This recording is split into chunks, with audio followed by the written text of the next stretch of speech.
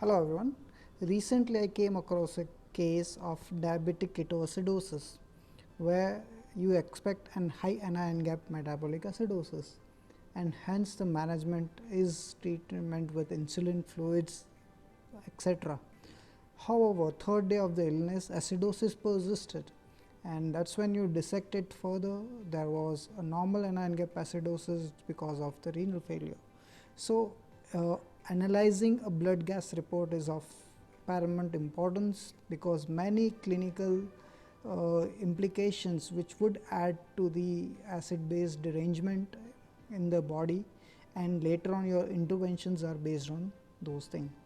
So hi, myself Dr. Khanjan Shah. I'm a consultant pediatric intensivist at Sneh Children Hospital, Ahmedabad, and in this video we shall discuss about how to interpret a blood gas report. During my days in fellowship, that I have made a few mistakes that I think if those mistakes are not repeated by the colleagues or the friends, it could be of help to the patients. So there was one trial being done on the physician when they were asked about do they know how to interpret blood gas report. Most of them said yes. So when those 70% of them had said they could interpret it correctly, when they were asked to solve, only 40% could do it rightly. So the point is here is that if we in a hurry where we do not have that much of time, we do not go through the report systematically. So here I'll go through 6 steps. If you follow those 6 steps every time you see a blood gas report, there are very minimal chances of you making any mistakes, and at times you will come to know many clinical information which will help you in your management of your sick child. So in next few minutes I will walk you through the acid base physiology only to the level or the point to that you can understand the clinical implications. Then we do how to interpret the blood gas report. We'll discuss certain case scenario, and most important 10 important practical tips which I would be delivering at the end that you should carry with your as a take home message from this slides. So what are the purpose of doing ABG? When do we order the blood gas analysis? Basically for two reasons we order this report. One is if we expect any acid base derangement, or we expect any oxygenation or ventilation, alveolar ventilation derangement in the patient. So these are the situations where you would order it the test. So few slides on physiology. It's very important to have the normal pH for effective functioning of many vital pathways, enzymes, etc. To function optimally at the normal pH. Acids are the substance which loses ions, and the bases are the substance which that accepts ions, that is bicarbonate. This was a brief. Plasma pH is basically an inverse indicator of hydrogen ion concentration in blood, and normal value is 7.35 to 7.45. One thing to remember is that pH less than 6.8 and more than 7.8 is incompatible with life, and you may soon be seeing a cardiac arrest if not intervened in time. So what are the effects on the body? Why we talk so much about these derangements, and we try to correct those even willingly or unwillingly. Even body tries to correct those derangements. The reason being, if there is severe acidosis, there will be myocardial dysfunction would set in, decreased cardiac contraction, and the shock part would set in. Also there will be decreased vascular response to catecholamines, there was response to medications, etc. Likewise, if there is an alkalosis, it will interfere with tissue oxygenation, it will cause the O2 dissociation curve shift towards the left side. Also many neurological and muscular functioning will be hampered if the pH is on the higher side. So which are the systems which maintains the pH? So basically buffer system is the important one, the lungs and the kidneys. So these three mechanisms try to pull things to the normal whenever there is any derangement. So buffer systems are basically many blood buffers like proteins, inorganic or organic phosphates, hemoglobins. These are the non-bicarbonate buffers, whereas carbonate buffer is the main buffer where carbon dioxide is dissolved in water and becomes carbonic acid, and then kidneys and lungs would be the regulating those anions. Coming to after the buffer, the lungs has a vital role in acid base regulation. It is fast to respond, and it changes is response to changes in carbon dioxide levels. So whenever there is increase in carbon dioxide level, it causes decrease in pH, and there will be a hypoventilation which will try to remove the CO2 and bring pH to the normal, and vice versa. Whenever there is decreased carbon dioxide, it causes increase in pH, and high pH would lead to hypoventilation.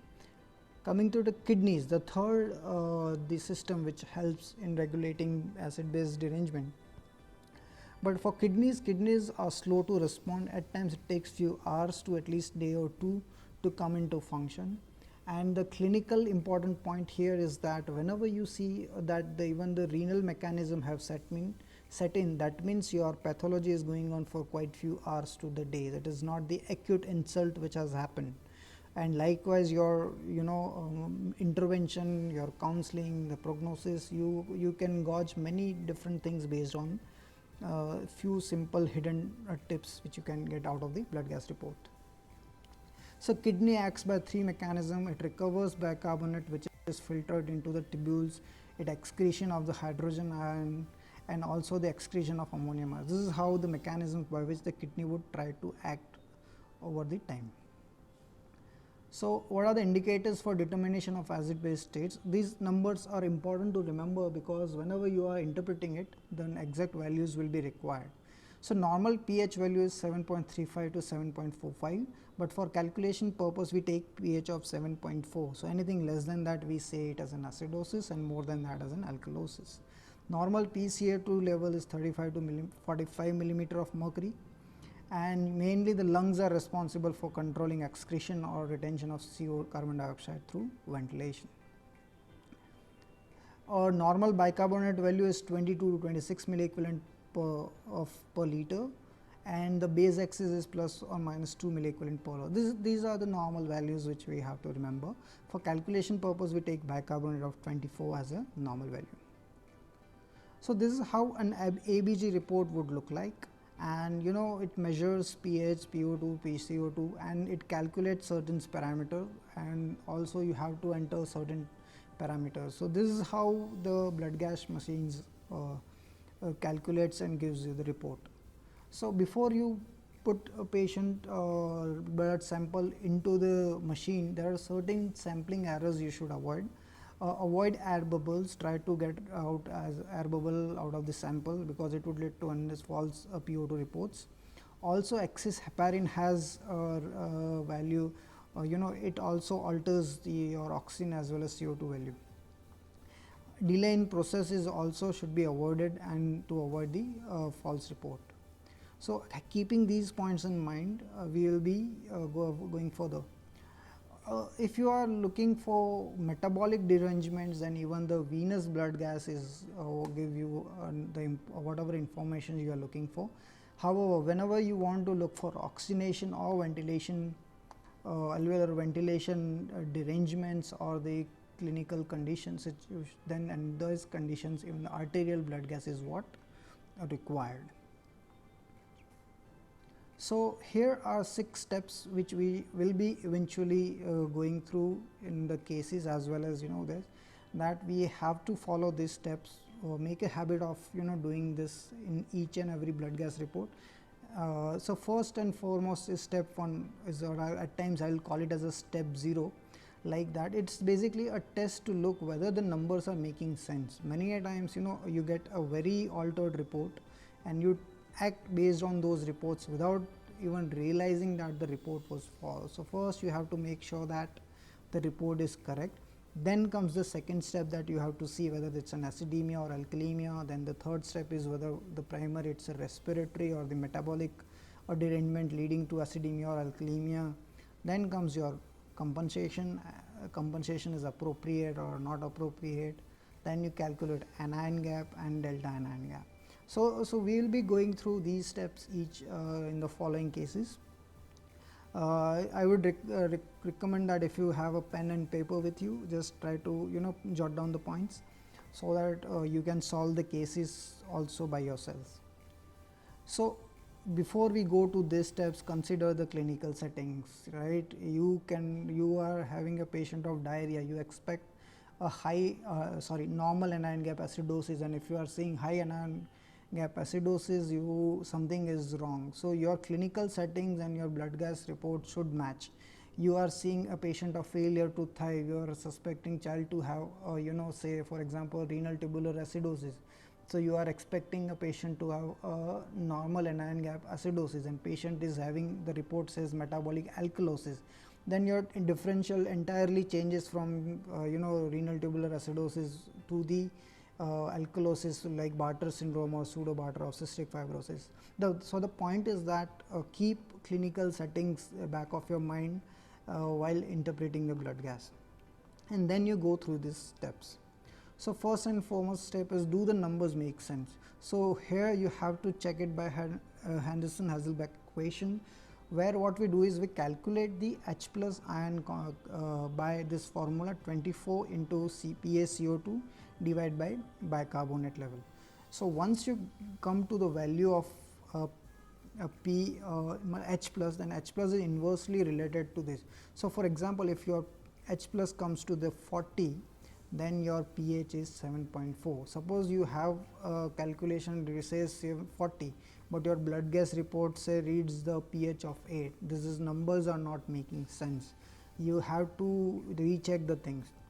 Likewise, if the value of H plus ion has come 80, so you expect the acidosis and pH of 7.1, but your blood gas report says pH of 7.4.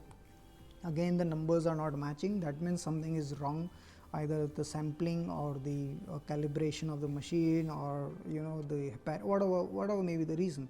You have to look for that also. So make sure of have a habit to, this is a step 0 or step 1 to check for the consistency of the arterial blood gas sample. Also, the rough way of is doing is that if you want to convert H plus into pH, you minus it from 80, and whatever the digit comes, add it after 7. Like example, if the calculated H plus ion came 40, so you do 80 minus 40 and put that whatever it comes behind the 7. So 7.4 should be the pH, like you saw here. Second example, if the calculated value of H plus comes 53, so 80 minus 53 is 27. So you put a 7.27 here, and this is what should be the pH. So basically, this is again a rough. If you are not able to remember this table, then this is how roughly it should correlate. So this was the first step. Now there comes the second step, whether there is an acidemia or alkalemia. So determine the pH. If the pH is less than 7.35, you say it is an acidosis, and if it is more than 7.45, you call it as an alkalosis. This usually signifies the primary disorder. However, if the pH is normal, don't just pass away the report. Just have a look at the bicarbonate, PaCO2 and anion gap. Many a time what happens is that your pH may be normal, but that is because of the compensation which has happened over the time, and you are getting the normal numbers. So if your pH is normal but CO2, bicarbonate, anion, something is not normal, then there are certain pathological mechanisms which are going on in the body which has normalized your pH. So don't just overlook the report and pass it away. So once you have checked the consistency, step 1, then you check whether there is an acidosis or alkalemia, step 2. Coming to the step 3, where you have to decide what is the reason for the derangement, what is the primary disturbance, whether it is a metabolic or respiratory. So if there is a change in PCO to account for the direction of change in pH, then you have to think it that way. So basically pH, if it is acidemia, alkalemia, if this is the step 1, step 2, acidosis. So if there is low bicarbonate, then it is metabolic acidosis. If there is high PCO2, respiratory acidosis. Likewise in alkalosis, if it is high bicarbonate, it is metabolic alkalosis, and if it is low CO2, it is respiratory. One thing you have to remember, one mnemonic is there, ROME, R-O-M-E, respiratory opposite and metabolic equals. So this is how you can remember. Respiratory opposite means decrease in CO2 would increase the pH and increase in CO2 would decrease the pH. So, it goes opposite. Whereas ROME metabolic equals, that means if increase in bicarbonate will increase the pH and decrease in bicarbonate will decrease the pH. So, this is how roughly you can remember. And thirdly is the compensation is appropriate or not. So, then comes your step 4. So, you checked for the consistency, step 1, you checked for acidemia, alkalemia, step 2, step 3 was whether it was respiratory or metabolic, and then comes your compensation. So, the body's homeostatic mechanism serve to return the ratio of bicarbonate and CO2 towards normal and thus normalize the pH. And in most cases, compensatory mechanism failed to fully return to pH to normal.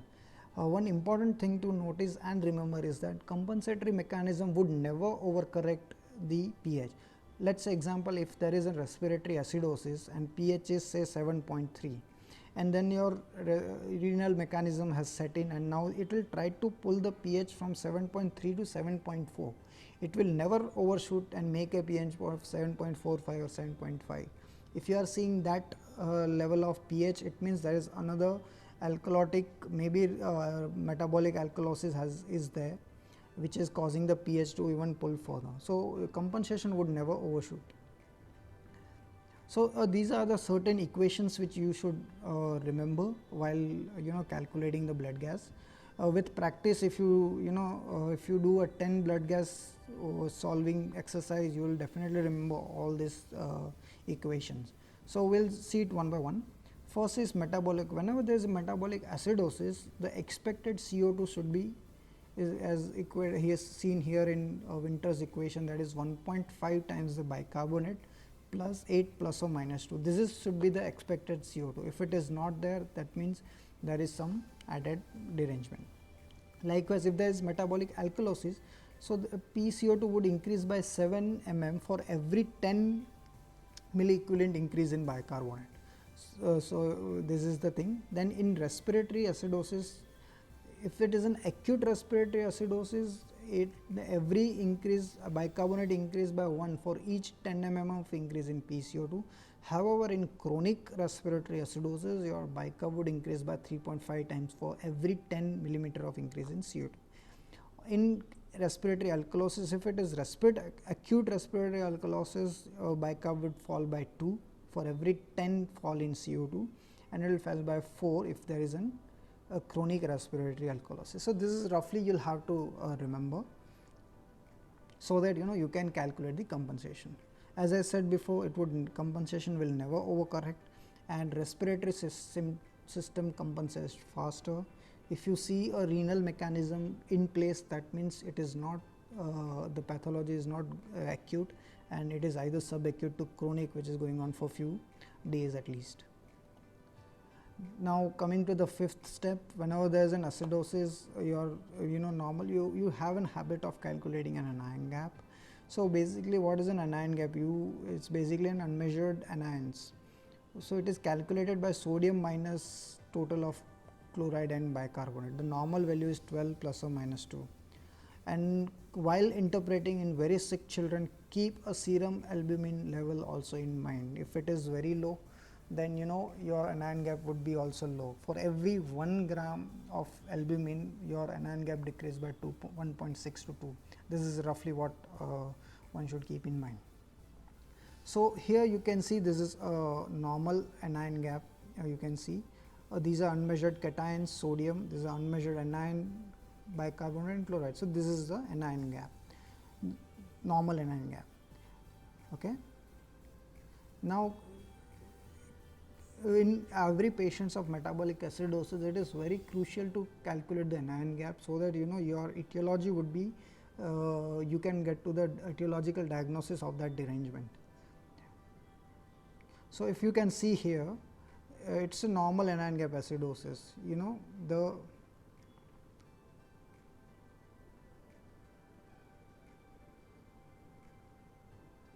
okay. So, you can see it here that it is normal anion gap acidosis.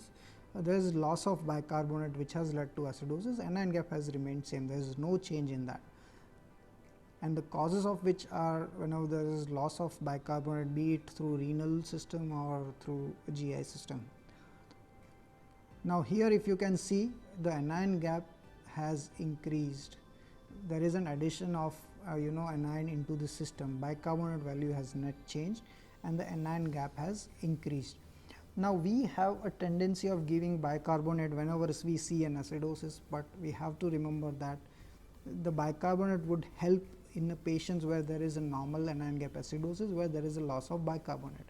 In situation like this, for example in septic shock with hyperlactatemia, giving bicarbonate may cosmetically improve your pH and all, but the end outcome will not be good.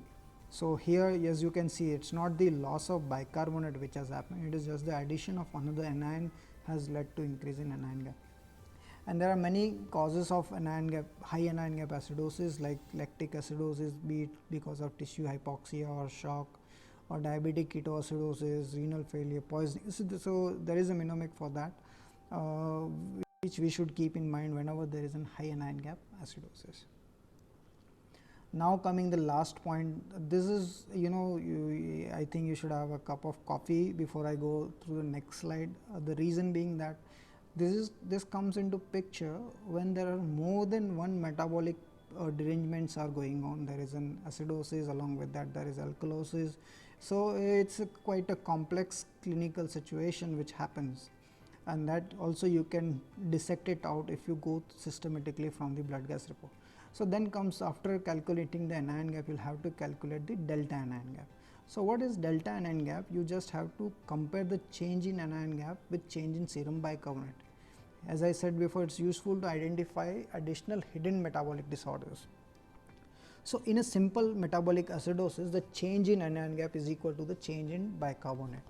So measured anion gap minus 12 is equal to 24 minus measured by. For example, if your measured anion gap is 16, say for example, so 16 minus 12 is 4, and say your in blood gas report bicarbonate is 20, so 24 minus 24. So these two are equal in normal metabolic acidosis. Say another example, if your anion gap is 12, so 12 minus 20, so 20 minus 12 is 8 is what your delta anion gap.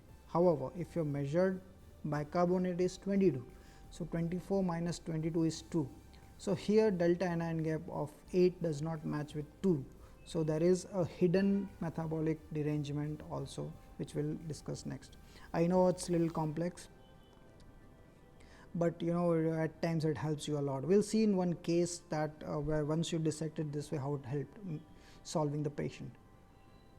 So if the decrease in bicarbonate is more than the rise in the anion gap, there is concurrent anion gap metabolic acidosis, and there is also a second type of metabolic called normal anion gap acidosis, metabolic acidosis.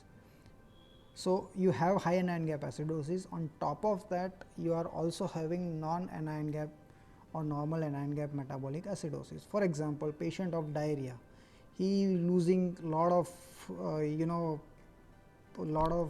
bicarbonate in the stool, and he has a normal anion gap acidosis, but the shock is to the level that now the even lactate has started rising, and now you are seeing a high anion gap metabolic acidosis also. So this the derangement, both the pathologies are there inside the one child. So both the way it both needs to be treated. One is being treated with bicarbonate, where in other you will have to treat the cause which has led to that. So for example, if the decrease in bicarbonate is less than the rise in anion gap, metabolic alkalosis is also present. We'll see to it. I understand that it's might be a little tricky, but if we discuss in the case, we'll see. So this was what I was trying to explain, that delta anion gap is less than delta bicarbonate. There is hidden non-anion gap metabolic acidosis also. However, if the delta anion gap is more than delta bicarbonate, then there is hidden metabolic alkalosis. So whenever there is an alkalemia, pH of more than 7.45, you see for CO2 and HCO2. If the CO2 is low, it is respiratory alkalosis. If your bicarbonate is low, it is metabolic. If the bicarbonate is high, it is metabolic alkalosis. So once you see a metabolic alkalosis, you calculate the expected CO2. Based on that, mixed disorder is there or not is being set. For example, if CO2 is 60, so this are decreased CO2. Say for example CO2 is 20, so it's a respiratory alkalosis. So for 20 decrease you expected bicarb, then it is just a simple alkalosis. And likewise, if there is an acidemia, there is increased CO2, it is respiratory acidosis. If it is decreased bicarbonate, it is metabolic acidosis.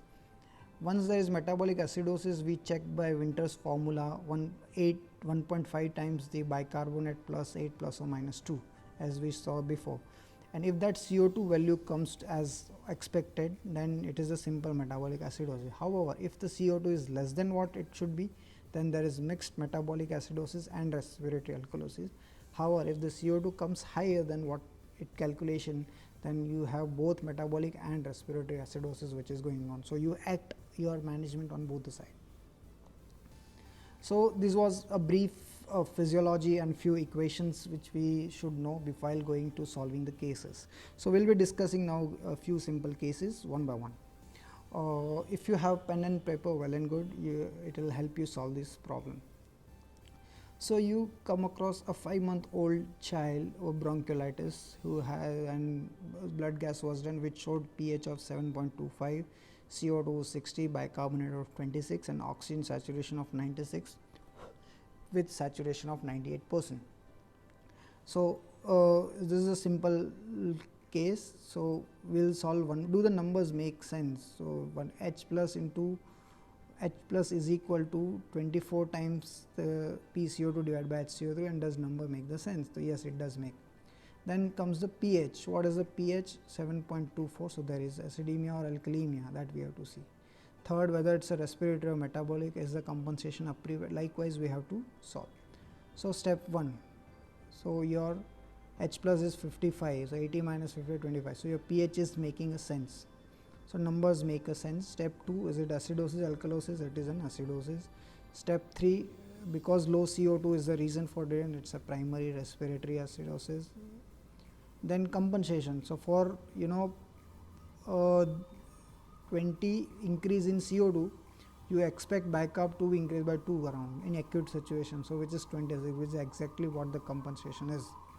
So your compensation and is adequate. So it's just a simply a respiratory acidosis. Now coming to the case 2, a 9-month-old child with severe acute gastroenteritis, decreased urine output and lethargy comes, and his blood gas is this, pH of 7.2, P carbon dioxide is 20, bicarbonate is 8, and these are the electrolytes.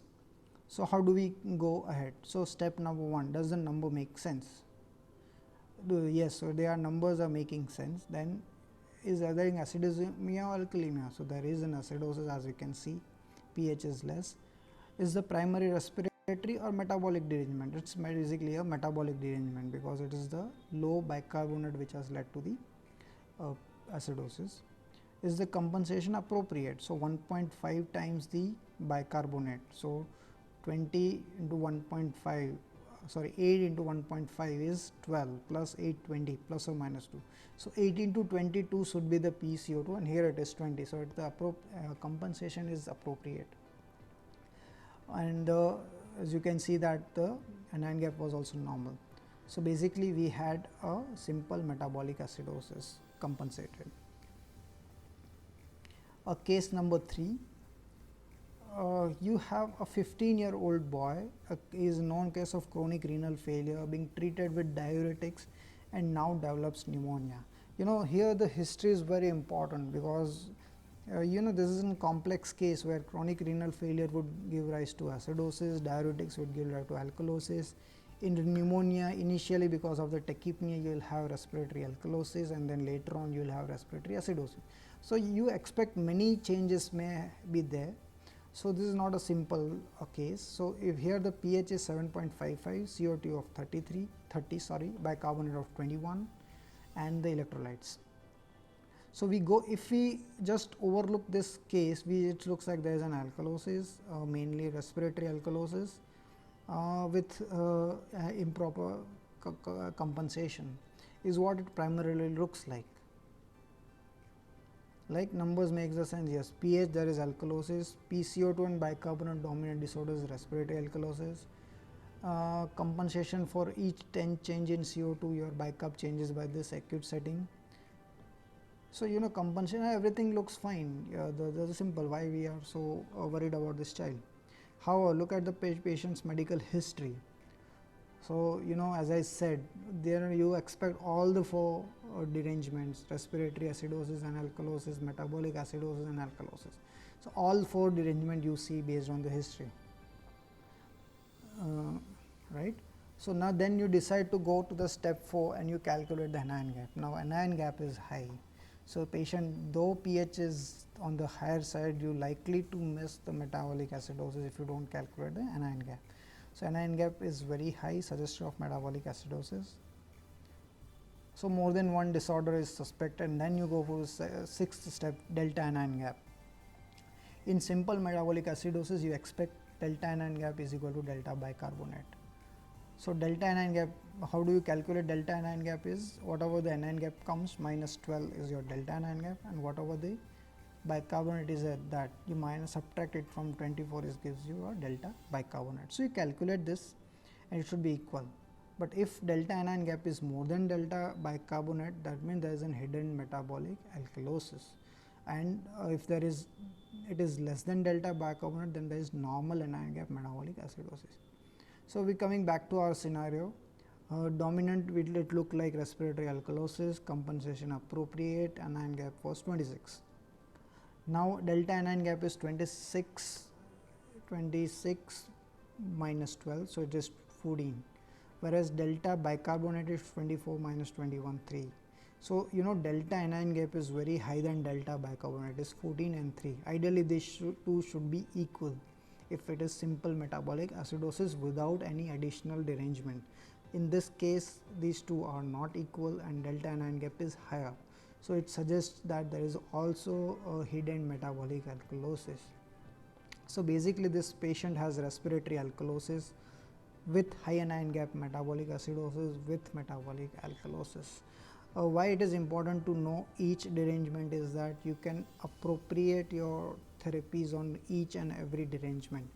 Be it diuretics are causing alkalosis, you can act that way. As if it is acidosis with normal anion gap, then you can give bicarbonate. So it helps you drive the patient management in a proper way.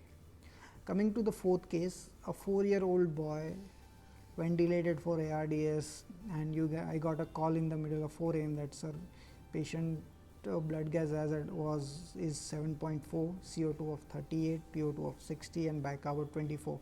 So this looks a perfectly normal blood gas to me.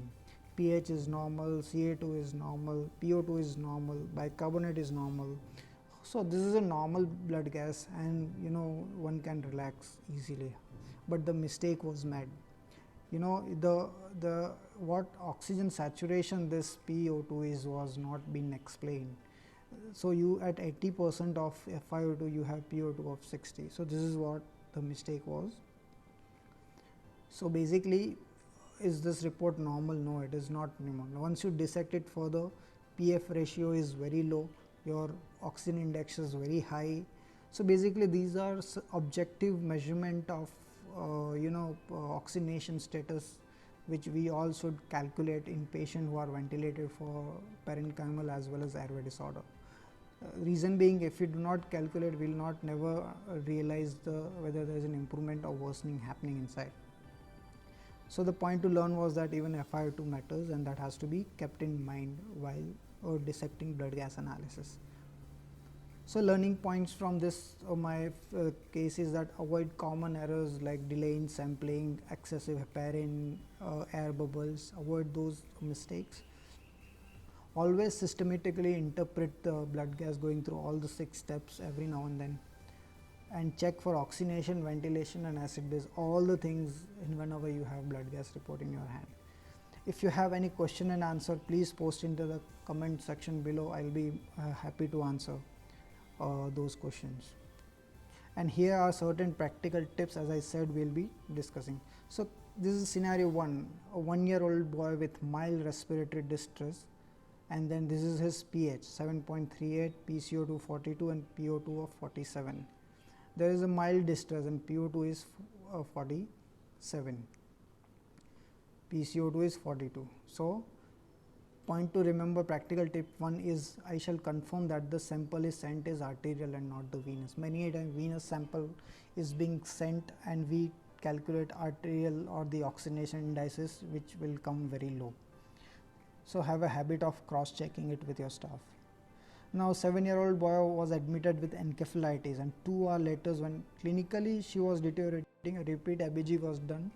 Then it showed, as you can see, pH was normal, PCO2 was 42 and it becomes 10, PO2 was 82 and PO2 is now 148. Now child is deteriorating and your PO2 is improving, CO2 is going. So second point to remember is that I shall use the minimal amount of heparin to rinse. Excessive heparin would cause decrease in PCO2 and shift PO2 to near 150. However, the pH remains unchanged. So second point to remember is that avoid excessive heparin use while you are, tell your staff to not to make this mistake. Scenario 3, ABG value of a child with cyanotic heart disease and spell. pH is 7.5, PCO2 of 21 and PO2 of 88. So what do you have to say?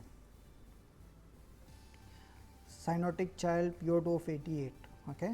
So basically you should ensure that there are no blood air bubbles in the blood. Your PO2 would be false. This is the third mistakes which we should avoid.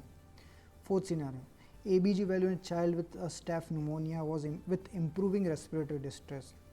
At present these were his blood gas, and 12 hours earlier this was his thing.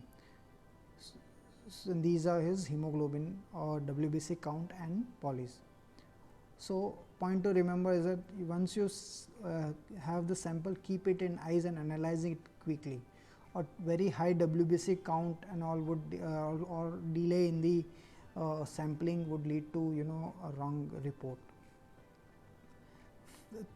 Fifth case or the scenario where bronchiolitis child with moderate respiratory distress on arrival from another hospital has pH of bronchiolitis. You clinically expect child to have a respiratory alkalosis or respiratory acidosis, but here you are seeing alkalosis and that too a metabolic alkalosis. So this is not fitting into your clinical what you expect out of the patient's report.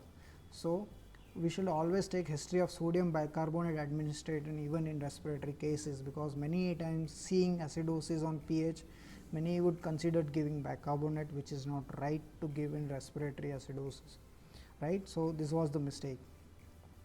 Sixth case of bronchiolitis was not improving in spite of aggressive management and now transferred.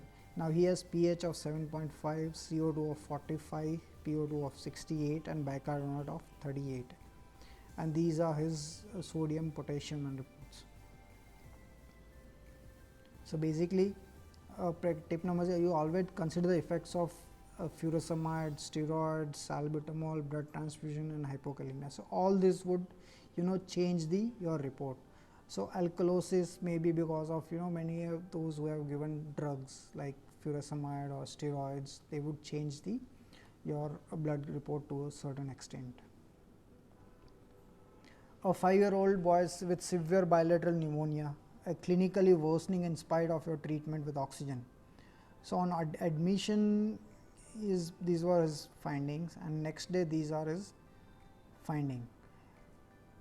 So basically always take FiO2 into consideration when interpretation paper. Here you can see that it was 66 and 88, but this was in room air and this is at 100% of oxygen. Then you have to keep that in mind. Always keep what FiO2 is being there while you are interpreting PO2 values.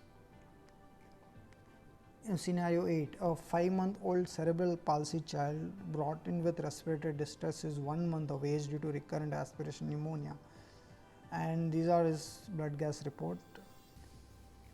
Okay, his PCO2 is 62, PO2 is 60.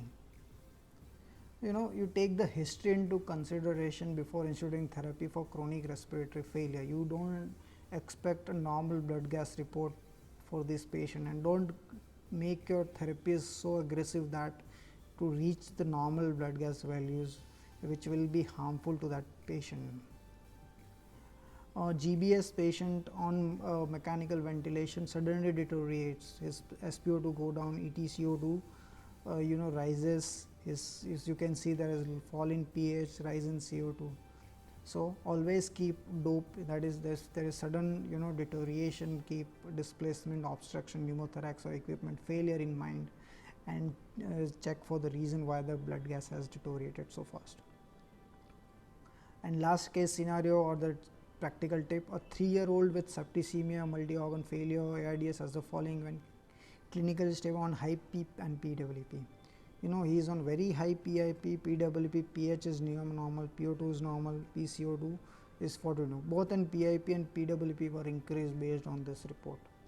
So the point to remember is that you should not practice to give to have a normal blood gas report from such an injured lung. To get that normal blood gas report, you will be giving so high ventilator settings that it will be causing more trauma and damage to the lungs. So permissive hypercapnia and hypoxemia is what allowed and should be practiced to avoid the further damage to the lungs and ventilator induced lung injury. So thank you friends, thank you for listening to this talk on interpretation of blood gas analysis. If you are new, consider subscribing to channel Thinkpedia, and if you are do comment. If you have any questions or anything, do comment in the comment section below, and I'll be more than happy to answer that. Thank you so much.